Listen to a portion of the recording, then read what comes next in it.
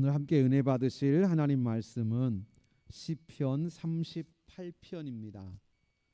시편 38편입니다. 우리가 22절까지 다 함께 읽으실 터인데요. 내용을 먼저 간략히 말씀을 드립니다.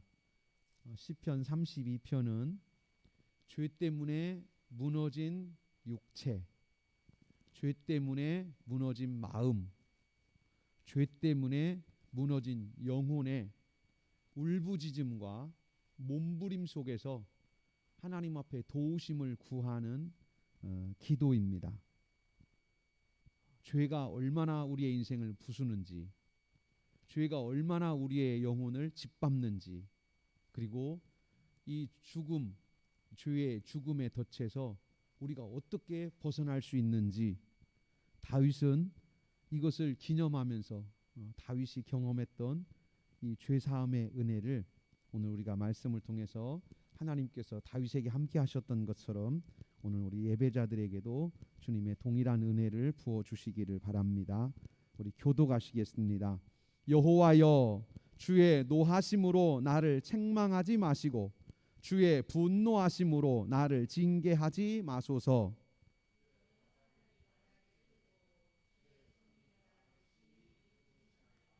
주의 진노로 말미암아 내 살에 성한 곳이 없사오며 나의 죄로 말미암아 내 뼈에 평안함이 없나이다. 내 죄악이 내 머리에 넘쳐서 무거운 짐 같으니 내가 감당할 수 없나이다. 내 상처가 썩어 악취가 나오니 내가 우매한 까닭이로 소이다. 내가 아프고 심히 구부러졌으며 종일토록 슬픔 중에 다니나이다. 내 허리에 열기가 가득하고 내 살에 성한 곳이 없나이다. 내가 피곤하고 심히 상하였음에 마음이 불안하여 신음하나이다. 주여, 나의 모든 소원이 주 앞에 있사오며 나의 탄식이 주 앞에 감추이지 아니하나이다. 내 심장이 뛰고 내 기력이 쇠하여 내 눈의 빛도 나를 떠났나이다. 내가 사랑하는 자와 내 친구들이 내 상처를 멀리하고 내 친척들도 멀리 섰나이다. 내 생명을 나를 해하려는 자가 괴악한 일을 말하여 종일토록 음모를 꾸미오나 나는 못 듣는 자같이 듣지 아니하고 말 못하는 자같이 입을 열지 아니하오니 나는 듣지 못하는 자 같아서 내 입에는 반박할 말이 없나이다. 여호와여, 내가 주를 바라싸우니 내 주 하나님이 내게 응답하시리이다. 내가 말하기를 두렵건대 그들이 나 때문에 기뻐하며 내가 실족할 때에 나를 향하여 스스로 교만할까 하였나이다. 내가 넘어지게 되었고 나의 근심이 항상 내 앞에 있사오니 내 죄악을 아뢰고 내 죄를 슬퍼함이니이다. 내 원수가 활발하며 강하고 부당하게 나를 미워하는 자가 많으며 또 악으로 선을 대신하는 자들이 내가 선을 따른다는 것 때문에 나를 대적하나이다. 여호와여, 나를 버리지 마소서. 나의 하나님이여, 나를 멀리하지 마소서. 속히 나를 도우소서. 주 나의 구원이시여. 아멘.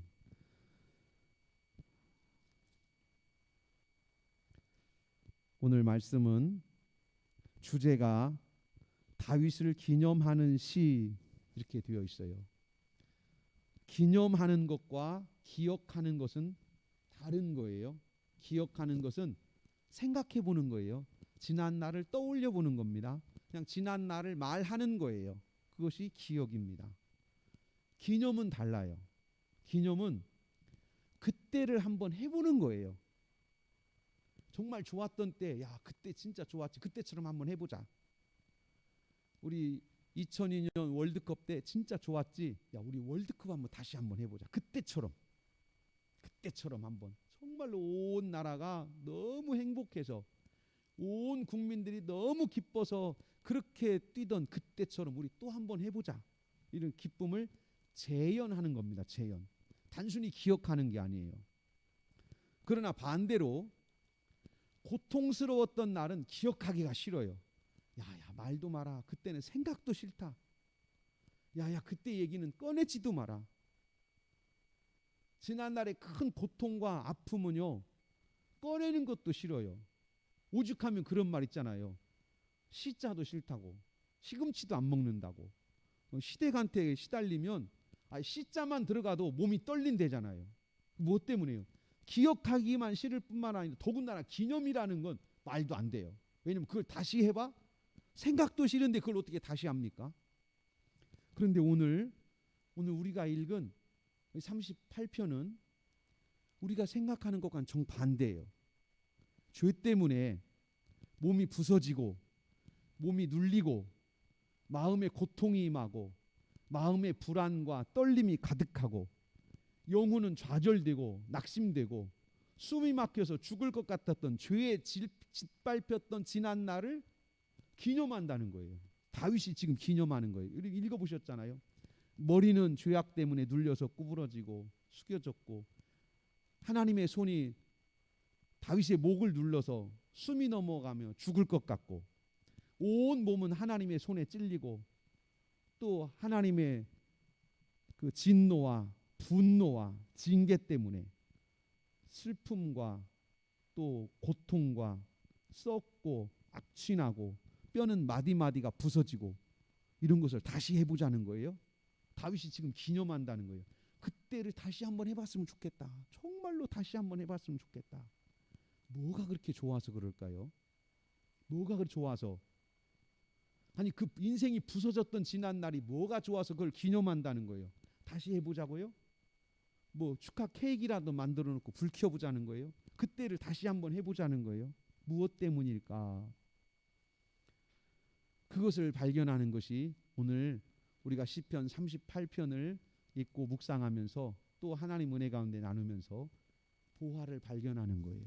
도대체 왜 그랬을까?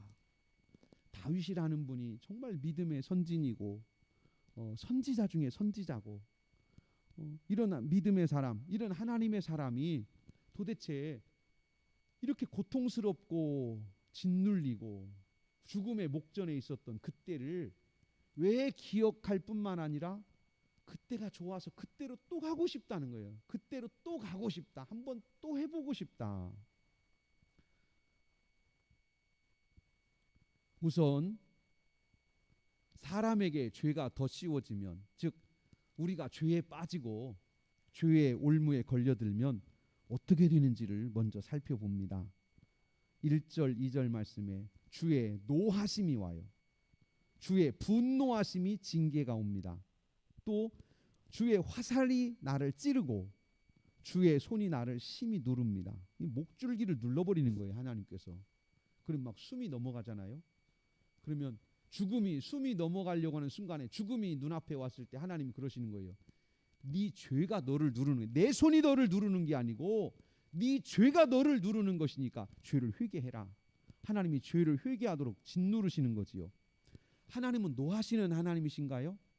하나님께서 천지를 지으셨던 첫째 날, 둘째 날, 셋째 날, 여섯째 날까지를 살펴보시면 하나님은 첫째 날이 지나고 너무 좋아하셨고 둘째 날이 지나고 너무 좋아하셨고 너무 행복해 하셨어요. 하나하나 온 천지가 만들어지는 그 과정 속에서 하나님이 심히 좋아하셨어요.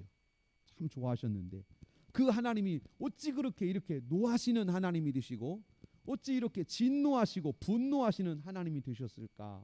그것은 죄 때문입니다.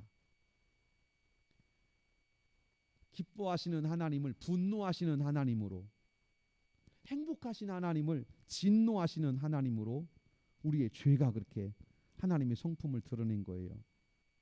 또 2절에 주의 화살이 나를 찌르고 주의 손이 나를 심히 누르나이다. 화살이 찔러요. 하나님이 화살을 쏘는 분은 아니잖아요. 그런데 화살이라는 게 꽂힐 때에 얼마나 통증이 크겠어요. 화살이 날아와서 내 몸에 꽂힐 때에 그 통증이라는 게 얼마나 깊이 들어오겠습니까? 뭘 말하냐면 이런 의미도 있어요. 하나님께서 손가락으로 툭툭 치시는 거예요. 야, 회개 안 해? 이렇게 손가락으로 툭 치면 이게 정말로 화살처럼 들어와서 내 삶을 막 치고 들어와 버리는 거예요. 그러면 얼마나 놀라겠어요. 화살이 내 몸에 꽂히고 들어오면. 왜 그렇게 우리에게 하나님께서 화살 같은 손가락으로 우리를 만지십니까? 원래 하나님의 손길은 따뜻한 손길이고 은혜의 손길이고 축복의 손길인데 하나님이 만지시면 화살처럼 내 속에 고통이 들어오는데 왜 그렇습니까? 하나님의 손이 죄 때문이에요. 또 주의 손이 나를 심히 누르시나이다. 출애굽기 5장 말씀에서 모세가 미디안 광야에서 40년을 지내다가 애굽으로 다시 이스라엘 백성을 구원할 사명을 받고 돌아가던 도중에 그 아내 십보라와 아들 게르솜과 엘리에셀을 데리고 애굽으로 돌아가고 있는 그때에 도중에 숙소에서 하나님께서 갑자기 나타나셔서 갑자기 모세에게 오셔서 모세를 죽이시겠다고 짓누르신 거예요. 모세가 숨이 넘어갑니다. 그때 아내가 옆에 있다가 내 죄입니다. 그러면서 아들을 할례를 행하고 그 할례에 그러니까 그 할례한 그 핏덩어리를 모세 앞에 던졌어요. 그때 하나님께서 모세의 눌렀던 손을 풀어주시고 모세는 다시 이제 가던 길을 계속 가서 애굽에 가서 백성을 건져내는 사명을 감당하게 됩니다. 무엇이 모세를 눌렀습니까? 거역하는 것. 십보라가 하나님을 거역하고 당신이 간다고 해서 애굽에 구원이 일어나겠느냐? 당신 한 사람이 간다고 해서 당신이 섬기는 여호와가 바로보다 세냐? 그거 의미 없다. 소용없다. 그러면서 불순종을 옆에서 계속하고 그 불순종의 증거가 아들을 할례하지 않은 증거로 나타난 거예요. 하나님에 대한 신뢰를 거부한 겁니다. 그때 하나님께서 모세를 누르셨어요. 그 누르셨다는 것이 바로 2절 말씀에 주의 손이 나를 심히 누르시나이다. 너 이래도 순종 안 할 거야? 너 이래도 죄 안 쏟아놓을 거야? 하나님 누르시는 거예요. 우리의 삶의 어려움이 다 그런 건 아니에요. 오늘 성경이 죄에 대해서 말씀하실 때 그런 것입니다. 이걸 전체 우리 인생으로 다 완전히 확대 해석하면 또 오해가 될 수도 있어요. 그러나 오늘 죄의 문제는 반드시 오늘 우리가 살펴봐야 됩니다. 주의 진노로 말미암아 내 살에 성한 곳이 없사오며 하나님이 나를 찌르셨어서 하나님 나를 만지시기만 하면 온몸이 다 고통이고 통증이고 몸부림이라 성한 곳이 하나도 없어요. 나의 죄로 말미암아 내 뼈에 평안함이 없나이다. 뼈 마디마디가 다 부서지는 거예요. 머리에서부터 시작해서 온 몸이 다 부서지고 뼈 마디마디가 다 깨지는 이 고통, 이것이 어디에서 왔습니까? 내 죄로 말미암아. 3절 말씀에 내 죄로 말미암아 내 몸에 성한 곳이 하나도 없습니다. 내 상처가 썩어 악취가 나고 내 인생이 이렇게 죽음 앞으로 끌려가는 것은 내가 우매한 까닭입니다. 우매하다는 말은 하나님을 신뢰하지 않는 어리석은 인생, 하나님 앞에 순종하지 않는 어리석은 인생의 결과가 인생을 썩어 들어가게 만들고 인생을 죽음 앞으로 끌고 가는 죄악의 사슬에 걸려있는 모습입니다. 내가 아프고 6절이에요. 아프고 심히 구부러졌으며 종일토록 슬픔 중에 다니나이다. 심히 구부러졌어요. 이 구부러졌다는 표현이 여러분 그 생각해 보시면 배가 아파요. 예를 들어서 배가 아프면 배가 막 통증이 오면 사람들이 다 어떻게 되냐면 꼬부라져요. 허리를 꼬부래요. 그러면 등이 아프면 어떻게 해요? 등이 아프면 뒤로 꼬부리나요? 등이 아파도 또 꼬부래요. 다리가 아파. 다리가 아프면 어떻게 해요? 또 꼬부려. 머리가 아파. 머리가 아프면 쭉 피나요? 또 꼬부려. 통증이 온 몸에 통증이 오면요 사람이 온 몸을 다 구부리게 돼 있어요. 다 구부려. 여기서 지금 6절 말씀에 내가 아프고 심히 구부러졌으며, 이 말은 정말 끊이지 않는 그치지 않는 고통이 내 인생을 계속해서 짓누를 때에 내가 그냥 고통 중에 몸부림을 치면서 온몸이 다 구부러져 버린 거예요. 이것은 힘이 없어서 구부러졌다는 말이 아니고 고통 때문에 몸부림치면서 몸을 다 구부린 거지요. 그리고 종일토록 슬픔 중에 다니나이다. 이 종일토록 벗어날 길이 없는 거예요. 잠깐이라도 좀 쉬었으면 좋겠는데, 잠깐이라도 좀 숨이라도 돌렸으면 좋겠는데, 그럴 틈조차도 안 주고 계속해서 하나님의 손이 우리를 짓누르시는 겁니다. 무엇 때문입니까? 죄악이. 3절에 죄로 말미암아, 4절에 죄악이 넘쳐서 내 머리에 넘치고, 죄악이 내 인생에 넘치고, 죄악이 내 생각에 넘치고, 죄악이 내 가치관과 내 판단과 내 삶에 죄악이 넘쳐서 우리는 그 죄악이 우리의 삶에 치고 들어올 때마다 우리는 큰 고통 중에 몸부림을 치게 되는 것이지요. 그런데 다윗은 이것이 은혜다 그 말이에요. 은혜가 되기를 축복합니다. 제일 무서운 것은 질병이 내 속에 들어오는데도 모르는 거예요. 더러운 것이 내 몸속에 들어오는데도 모르는 거예요. 그것은 정말 저주예요. 질병이 내 속에 들어올 때 차라리 고통이 와야, 고통이 오는 것을 보니까 내 몸에 문제가 있구나. 아이들이 열이 나고 배가 아프다고 울고 토하고 설사하고 그러면 어른들이 알아요. 야, 얘가 몸이 안 좋네. 병원에 가봐야겠다. 의사를 만나봐야 되겠다. 그래요. 그런데 몸에 문제가 생겨서 잘못된 음식을 먹었고 병이 들어왔는데도 아무렇지도 않으면 이 병이 목숨을 앗아가기까지 아무것도 할 수가 없어요. 왜냐하면 모르니까. 그런데 오늘 성경 말씀하십니다. 죄악이 우리 속에 들어올 때 하나님은 이 죄악을 깨닫게 하세요. 때로는 누르시고, 때로는 만지시는 그 손이 화살 같고, 때로는 하나님께서 우리에게 심한 고통을 주셔서라도 우리로 하여금 죄가 들어오고 있구나 하는 것을 깨닫게 하시니 이것 또한 은혜인 줄로 믿습니다. 허리에 열기가 가득하고 내 살에 성한 곳이 없나이다. 아멘. 이게 죄악이 우리 속에 들어온 모습이에요. 따라서 하십시다. 내 몸에, 내 인생에 성한 곳이 없습니다. 이게 죄의 모습이에요. 죄의 결과예요. 죄가 우리 속에 들어와서 사단이 우리를 부수려고 들어와서 우리 안에서 행하는 모든 일들은 도둑질하고 죽이고 멸망시키는 것 이외에는 아무것도 없어요. 에덴 동산에 가장 완전하고 완벽한 환경이에요. 가장 좋은 곳이에요. 살기 가장 좋은 곳, 교육하기 가장 좋은 곳, 행복한 가정을 만들기 제일 좋은 곳, 오래 살기 제일 좋은 곳, 우리가 지금 꿈꾸고 있는 모든 인생의 파라다이스, 모든 것이 다 이루어진 곳이 어디입니까? 에덴 동산이에요.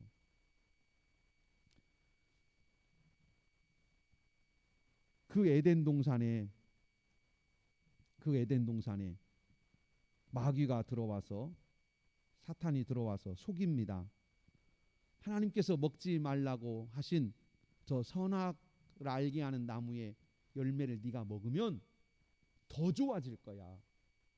네가 하나님처럼 될 것이고 네 눈이 밝아질 것이고 저 먹음직하고 보암직하고 저 지혜롭게 할 만큼 탐스럽게 보이는 저것 한번 먹어보면 네 인생이 새로워진다고 마귀가 속삭일 때에 그 속삭임에 빠져들어가는 거지요. 바로 그 모습이 오늘 죄의 모습입니다. 그 죄가 우리 속에 들어와서 우리를 성한 곳이 하나도 없게 만들어버리는 거예요. 겉으로 볼 때는 죄가 화려하고 대단하고 세상의 모든 것을 다 우리에게 줄 것처럼 죄가 우리를 속이지만, 그러나 죄를 따르고 죄에 우리의 마음을 주고 죄에게 우리의 시간을 주고 죄에게 우리의 인생을 빼앗기는 바로 그 순간에 우리의 인생은 거짓된 사단의 속삭임에 붙들리는 그 순간부터 부서지고 깨지고 멸망하는 그 길을 걷게 되는 것입니다. 오늘 바로 그 죄악이 들어온 인생의 모습이 이렇게 38편에서 드러나고 있습니다. 그것뿐만이 아니에요. 내가 피곤하고 심히 상하였음에 마음이 불안하여 신음하나이다. 육체만이 아니고 마음에도 이제 고통이 오기 시작해요. 마음에도 하나님과 분리되고 하나님과 멀어지고 주의 음성을 들을 수 없고 하나님이 무서워지고 어제까지만 해도 그렇게 하나님과 친했던 하나님을 그렇게 사랑스러워하고 순종하고 하나님과 다정했던 아담과 하와가 하나님을 피하여 숨는 거예요. 두려움과 불안과 무서움 때문에 하나님을 숨어요. 수치가 드러난 것을 알고 나뭇잎을 해서 가려요. 이런 것들이 전부 다 오늘 성경에 불안하여 마음이 상하고 불안하여 신음하고 이런 모습들입니다. 이 죄의 모습이에요. 사람의 마음이 상하는 것은 죄가 우리 속에 들어와서 마음을 상하게 해요. 사람과 사람 사이도 그렇습니다. 이 죄가 들어와서 우리 마음, 내 개인의 마음뿐만이 아니고 사람과 사람 사이도 부숩니다. 10절 말씀에 보시면 10절 11절 내 심장이 뛰고 내 기력이 쇠하며 내 눈의 빛도 나를 떠났나이다. 내 눈, 내 마음, 내 육체, 내 생각만 부서지고 병드는 것이 아니고 11절에 더 나아가서 내가 사랑하는 자와 내 친구들이 내 상처를 멀리하고 내 친척들도 멀리 섰나이다. 아멘. 이제 죄가 내 삶만 부수는 것이 아니고 내 삶에 연결되어 있는 가족들도 부숩니다. 아담과 하와가 아들을 낳았는데 이름을 가인이라고 했습니다. 또 아들을 낳았는데 아벨이라고 했습니다. 죄악이 그 가정에 있으므로 어느 날 가인이 아벨을 죽였어요. 자기 동생을, 형이 동생을 죽였습니다. 죽은 동생은 얼마나 고통스러웠겠어요. 죽은 동생은 얼마나 고통 가운데 죽었겠습니까? 동생을 죽이는 형의 마음은 얼마나 무섭고 잔인합니까? 그런데 이 자식들을 보고 있는 부모님의 마음은 또 어떻습니까? 부모의 마음은 또 어때요? 아버지는, 이것을 본 아버지는 또 어때요? 그것을 본 어머니는 또 어떨 거예요? 그 어머니에게 행복함이 있을까요? 천지를 지으신 하나님께서 첫째 날 즐거워하시고 둘째 날 즐거워하셨던 그 즐거움이 그 부모님에게 있을까요?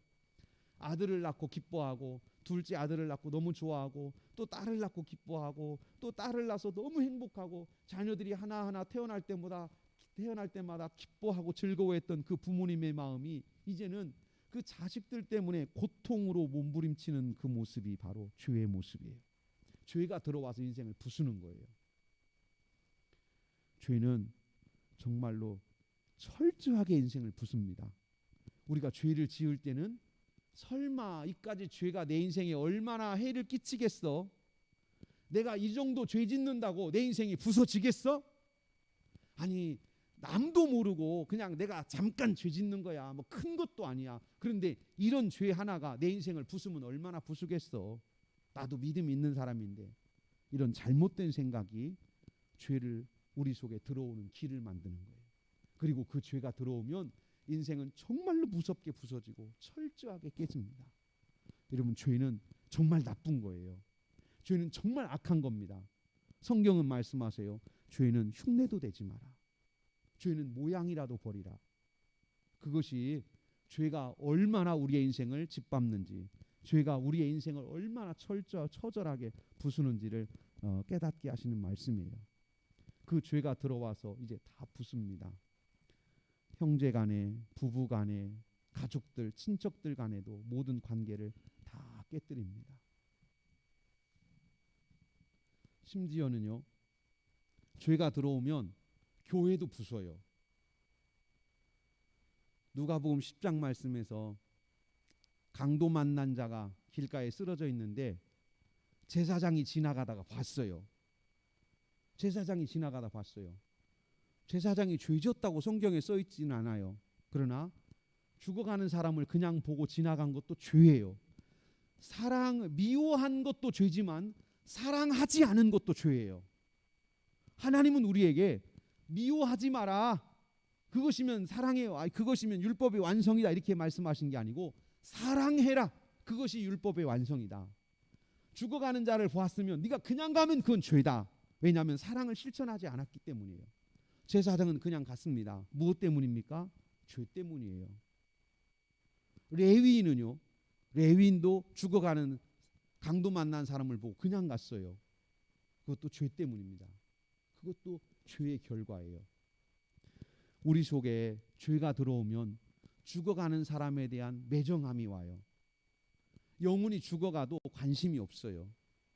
죄의 결과예요. 다 부숩니다.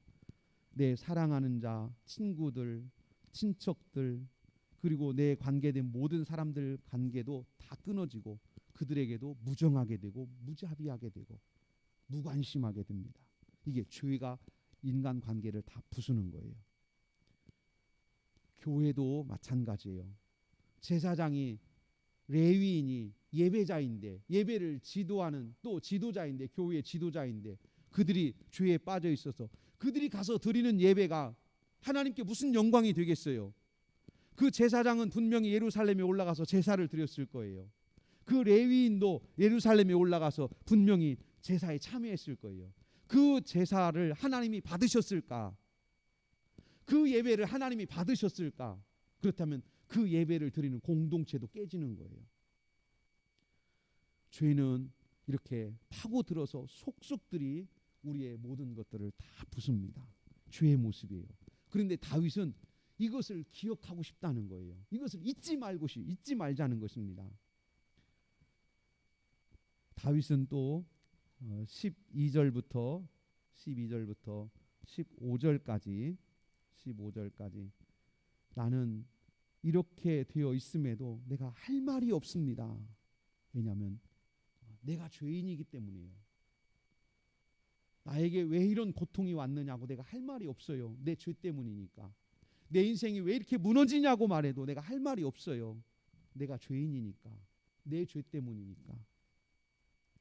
그러나 하나님, 이런 나를 버리지 마시고 내가 내 죄악을 이제 하나님께 아뢰고 내 죄를 다시는 짓지 않겠다고 하나님 앞에 이 더러운 죄를 내가 발견했으니 다시는 이 죄에 다시 빠지지 않겠다고 하나님 앞에 제가 쏟아놓사오니 하나님 나를 불쌍히 여기시고 내 기도에 응답해 주십시오.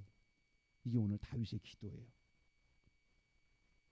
다윗은 이제 하나님의 은혜의 손길을 보고 싶어요. 맛보고 싶어요. 하나님이 다윗을 저 들판에서 어렸을 때 들판에서 양을 칠 때에 곰과 싸울 때 사나운 짐승과 싸울 때 하나님께서 그때 도우셨던 하나님의 손길, 그때 함께 하셨던 하나님의 은혜 다윗은 알고 있어요. 우리도 알고 있어요. 우리가 회개하고 주님 앞에 내 인생을 고백하고 주님만을 위해서 살겠다고 다짐하고 주님 뜻대로 살겠다고 결심했던 우리의 지난 날 하나님이 은혜 주셨던 그때를 우리는 알고 있어요. 하나님도 알고 계세요. 그리고 그때 다시 돌아가기를 원합니다. 다시 그때처럼 하나님의 은혜의 손길을 맛보기를 원합니다. 다윗은 이렇게 큰 고통과 절망과 좌절 속에 있으면서도 이것을 기념하고 싶은 이유가 있어요. 무엇이냐면 그때 받았던 하나님의 그 사랑이 너무 커서 그 은혜 다시 한번 느껴보고 싶어요. 그 사랑 한번 다시 받고 싶어요. 지금은 하나님이 내가 죄 가운데 있어서 내가 하나님 앞에 나가면 하나님이 나를 찾아오시면 하나님이 나를 찌르시고 너 회개 안 하냐고 너 왜 죄 가운데서 계속 있느냐고 책망하실 때 그 말씀 하나님의 손길 하나는 내 속에 고통처럼 다가오는데 내가 하나님 앞에 지난날 회개하고 하나님 앞에 순종하면서 살았을 때 하나님의 손길은 너무나 따뜻했고 너무나 부드러웠고 하나님의 사랑이 가득했던 손길이에요. 그래서 다윗은 그 손길을 다시 보고 싶은 거예요. 그 은혜를 다시 누리고 싶은 거예요. 그래서 다윗이 오늘 지금 다윗을 기념한다. 다윗이 기념하고 싶은 게 뭐냐? 내가 지난날 죄악 가운데 몸부림칠 때에 내가 하나님 앞에 회개하고 그 회개의 기도에 응답하셔서 나를 회복시켜 주시던 그 회복의 은혜를 다시 누리고 싶은 거예요. 그게 예배예요. 오늘 우리가 이게 주일이 되어서 예배하러 왔습니다. 예배하러 와서 그냥 찬송하고 또 기도도 하고 또 성경도 읽고 이렇게 하지만 이것이 예배의 본질이냐? 그건 본질은 아니에요. 행위지요. 예배 행위. 그 속에 무엇이 담겨 있어야 됩니까? 우리의 지난 날 하나님께 받았던 은혜에 대한 경험의 고백. 하나님 그때 정말 감사했어요. 하나님 제가 이렇게 어렵고 힘들 때 몸부림칠 때 하나님이 도와주셨는데 그때 너무너무 감사했어요. 하나님 그때 내가 또 한 번 맛보고 싶어요. 오늘도 그 사랑 다시 회복시켜 주시고 그때보다 더 큰 은혜 누릴 수 있도록 하나님 오늘 만나주세요.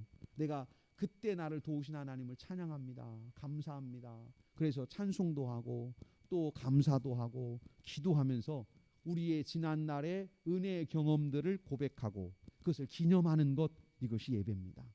또 다윗이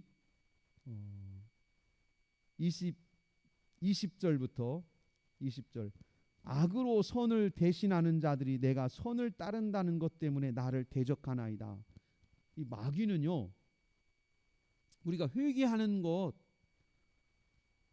싫어하지 않아요. 우리가 회개하는 거, 마귀가 회개하는 거 싫어합니까? 싫어하지 않아요. 그냥 이렇게 내버려 둬요. 문제는 뭐냐면 예수 이름으로 회개하는 거예요. 마귀가 그걸 싫어해요. 반성하는 것 마귀도 내버려 둬요. 괜찮아요. 중요한 것은 뭐냐면 야, 회개하는 네가 반성하고 또 살면 되지. 반성하고 네가 착하게 살면 되지. 꼭 예수 이름으로 해야 돼? 세상도 우리에게 그렇게 얘기해요. 반성하고 착하게 살면 되지. 꼭 예수 이름으로 회개해야만 되냐? 이거 세상이 우리에게 도전하는 거예요. 오늘 20절 말씀에서 우리의 신앙은 거기에서 달라요. 우리의 신앙은 우리의 죄와 우리의 허물은 오직 예수 이름으로 회개할 때만 씻어진다고 고백하는 것이 우리의 신앙이고 우리의 믿음입니다. 다윗이 이 은혜를 누린 거예요.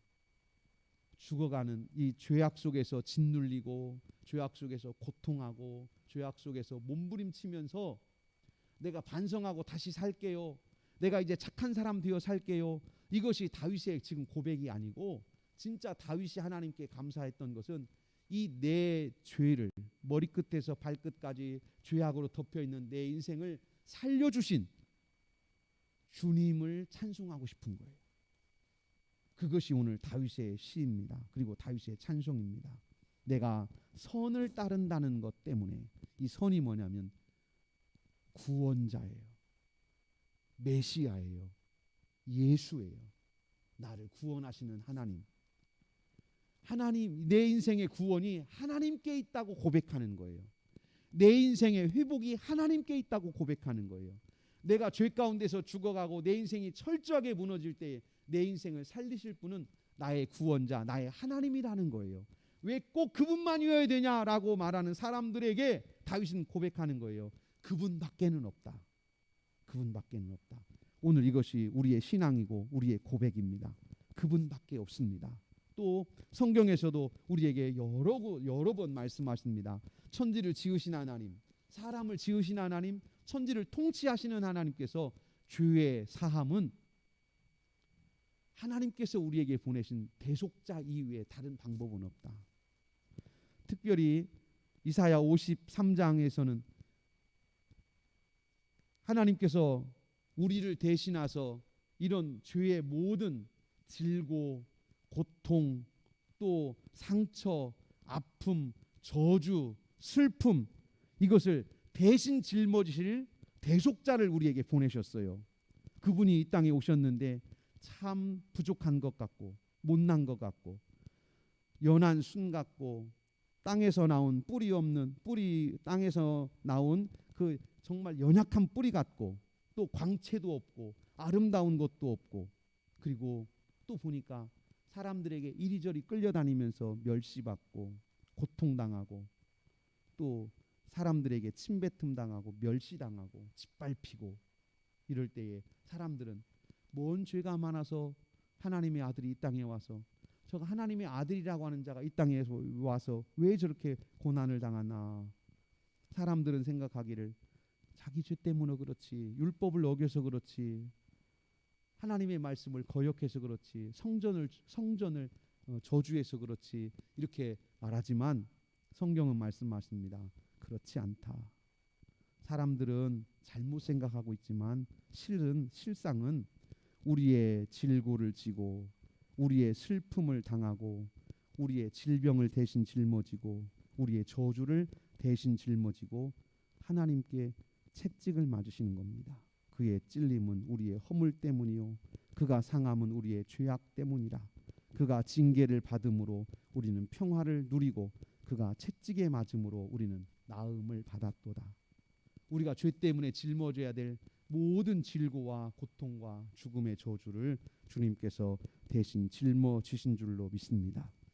우리는 아무것도 모르고 그냥 죄 가운데 몸부림치면서 이것이 내 죄값이려니 하고 살아서는 해결되지 않아요. 우리의 죄값을 해결하실 주님 앞에 우리의 죄를 쏟아놓고 그분의 은혜로 우리의 죄가 사함받기를 원하시는 분이 바로 하나님이신 줄로 믿습니다. 그래서 하나님께서 우리 모두의 죄악을 예수님께 담당시키셨습니다. 그리고 성경은 우리에게 말씀하십니다. 이 모든 것이 하나님께서 기뻐하시는 뜻이다.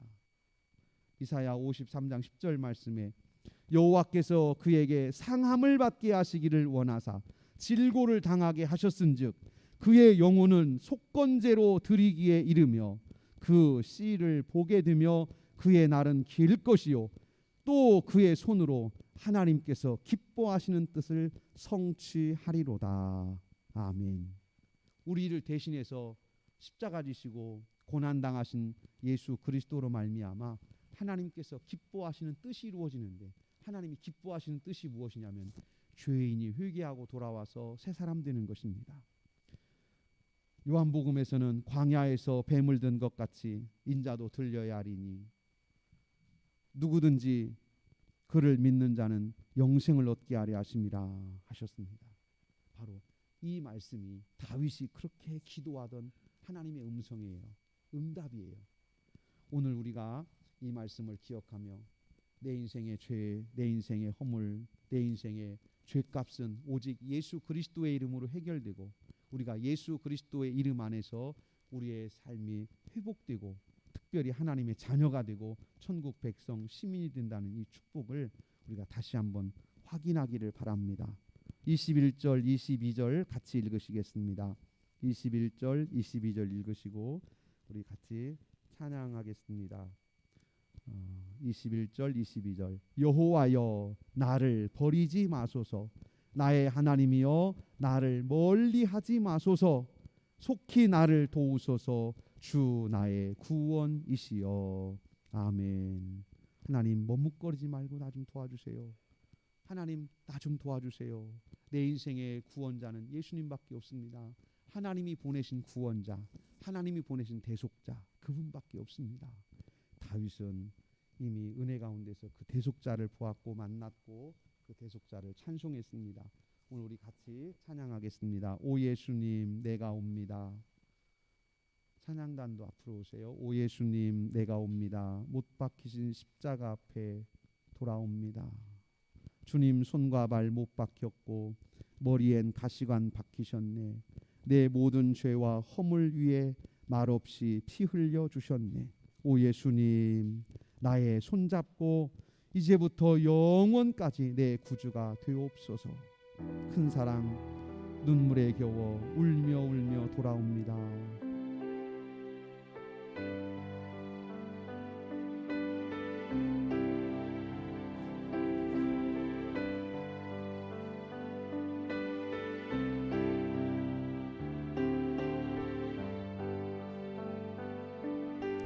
오 예수님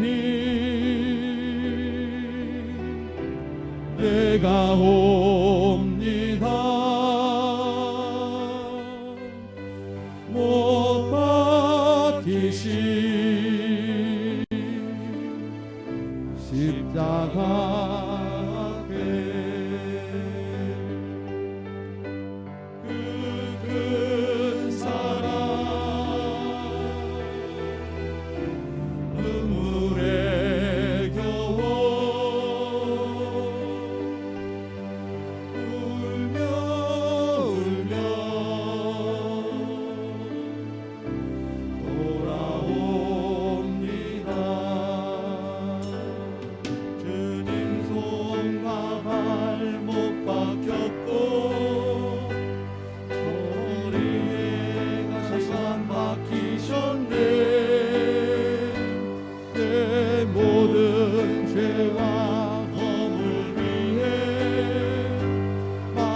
말없이 피 흘려주셨네.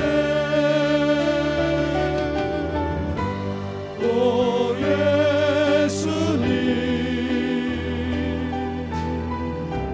나의 손 잡고 이제부터 영원까지 내 구주가 되옵소서. 이제부터 영원까지 내 구주가 되옵소서. 오 예수님, 오 예수님, 내가 옵니다.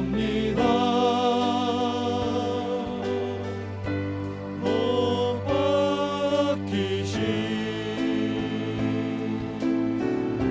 십자가 앞에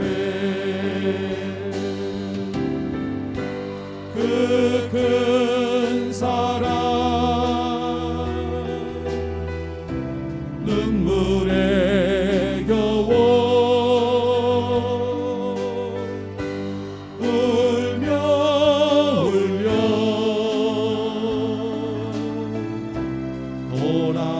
돌아옵니다. 주님 손과 발못 박혔고 머리에 가시관 막히셨네.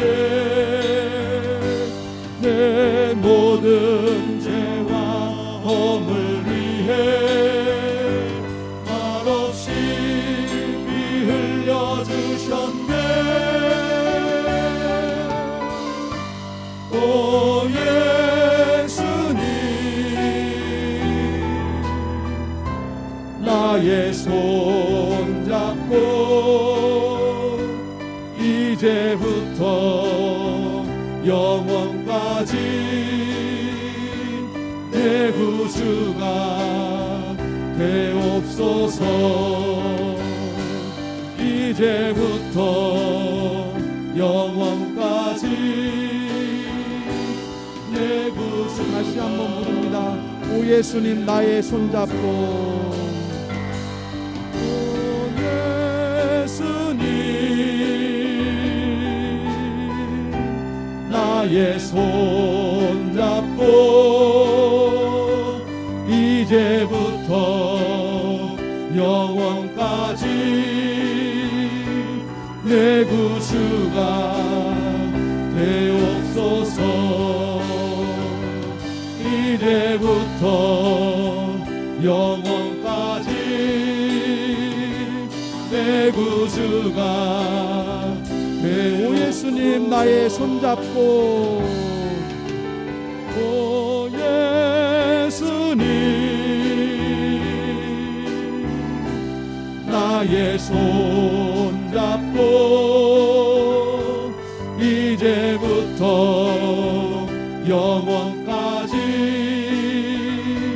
내 구주가 되옵소서. 오 예수님, 나의 손 잡고. 오 예수님, 나의 손 잡고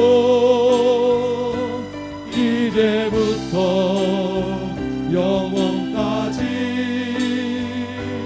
내 구주가 되옵소서. 이제부터 영원까지 내 구주가 되옵소서. 하나님 아버지,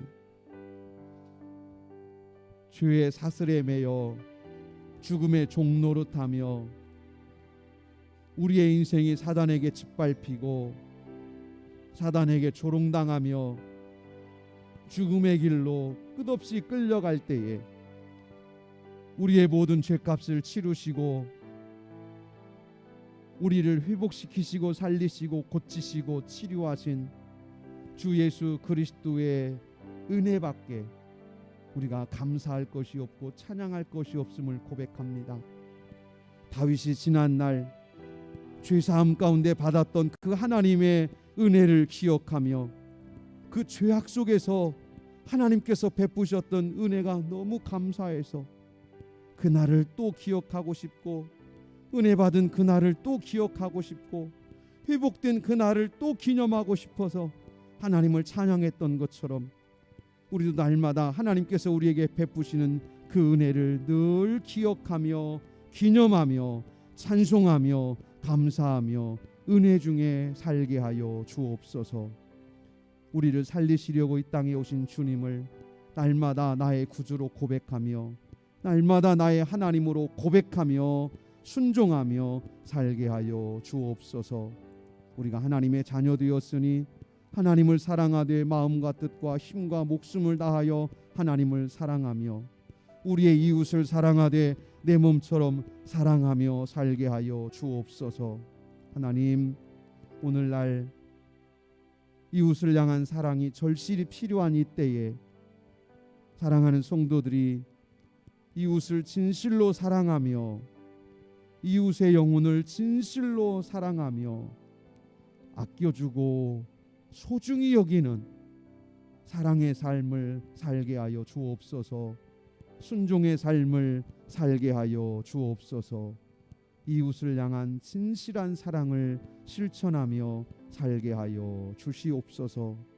하나님 앞에 귀한 예물 드리오니 하나님 기쁘게 받으시고 우리의 온 영과 혼과 육이 주님 오실 그날까지 흠도 점도 티도 없이 거룩하게 하시고 착하고 충성된 종이 되어 성령의 풍성한 열매 맺어 훗날 하나님 앞에 아름다운 결실로 드리며 영광 돌리게 하옵소서.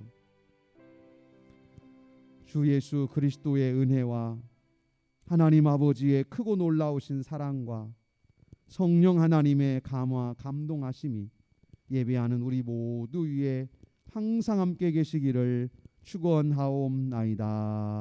아멘.